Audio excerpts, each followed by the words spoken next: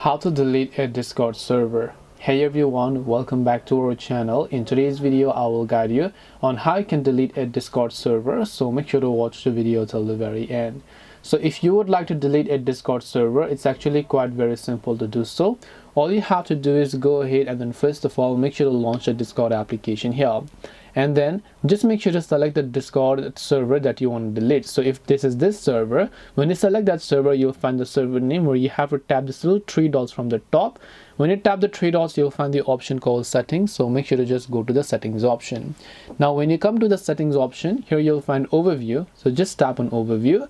From overview, just scroll on all the way to the bottom, you'll find an option known as delete server. So all you have to do is tap on delete server option, tap on the yes option, and then you'll be able to delete that particular Discord server. This way you'll be able to delete servers on Discord. Hope this video was very helpful. If you have got any questions, feel free to leave them down below.